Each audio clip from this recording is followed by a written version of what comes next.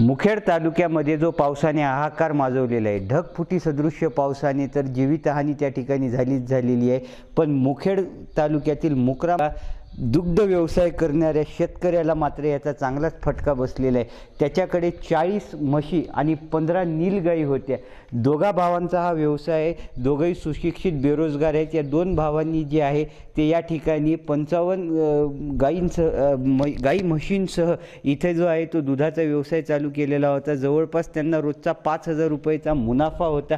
या ठिकाणी तुम्ही पाहू शकता, हाच तो गोठा आहे की ज्यामध्ये 40 म्हशी आणि बाहेरच्या ठिकाणी जे आहे ते 15 गाई या दोन भावांनी इथे बांधून ठेवलेल्या होत्या। जवळपास 1.5 कोटी रुपयाचं त्यांचं जे नुकसान आहे ते या ठिकाणी झाल्याचं त्यांनी सांगितलेलं आहे। तुम्ही पाहू शकता, हीच ती भिंत आहे की भिंत पूर्ण पावसाने जी आहे ती उन्मळून गेलेली आहे। आपल्यासोबत ते दोन्ही भाऊ आहेत। दादा, काय नाव आहे तुमचं आणि किती नुकसान झालेलं आहे? माझं नाव बालाजी शंकरप्पा खंकरे, राहणार मुक्रामवाड, तालुका मुखेड, जिल्हा नांदेड इथला एक दुग्ध व्यावसायिक असून माझा 1.5 कोटी रुपयाचं नुकसान झालेलं आहे। जवळपास किती गाई होत्या आणि किती म्हशी होत्या या ठिकाणी? आमच्याकडे 40 मुर्रा म्हशी होत्या हरियाणाहून आणलेल्या आणि 15 गिर गाई होत्या ज्या गुजरातहून आणलेल्या होत्या।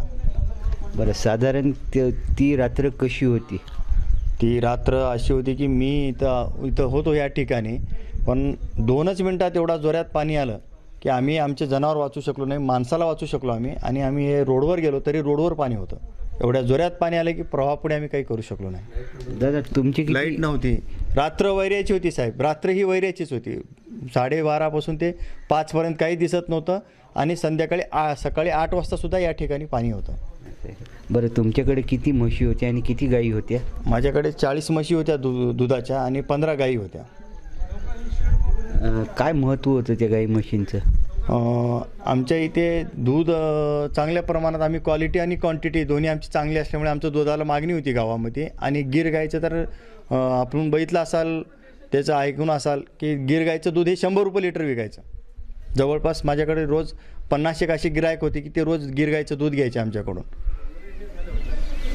किती नुकसान झालेलं आहे तुमचं आता पूर्ण आणि सरकारकडे काय मागणी आहे? आमचं 1.5 कोटी रुपयाचं नुकसान झालेलं आहे। आम्हाला सरकारला एकच विनंती आहे की बाबा आमचं पुनर्वसन व्हावं, नाहीतर मग आम्हाला सोयीच्या मरण्याची हे द्यावी, परवानगी द्यावी। आत्महत्या केल्याशिवाय पर्याय नाही साहेब आता आमच्यापाशी, समोर दुसरा काही व्यवसाय नाही आमचा। बरं, तुमचे या गोठ्यामध्ये पंचनाम्यासाठी कोणी आलेलं आहे का? सरकारचं आले होते की सरकारचे पंचनामा करून गेले तर, पण कोणी ठोस आश्वासन कोणीच दिलं नाही आम्हाला।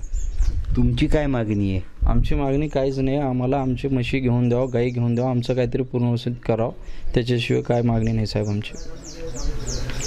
या दोन भावांचा हा व्यवसाय होता आणि यांचं जे उपजीविका होती ती या दुग्ध व्यवसायावरच होती। मात्र या दोन्ही भावांनी आता सरकारकडे स्वइच्छा मरणाची मागणी ही आपल्याशी बोलताना व्यक्त केलेली आहे। सरकारचे प्रतिनिधी या ठिकाणी आले, ते पंचनामे झाले असं त्यांनी सांगितलेलं आहे, पण कुठलं ठोस आश्वासन मिळालं नसल्याचं या दोन्ही भावांनी सांगितलेलं आहे। अभिषेक एकबोटे, एबीपी माझा, नांदेड। एबीपी माझा, उघडा डोळे बघा नीट।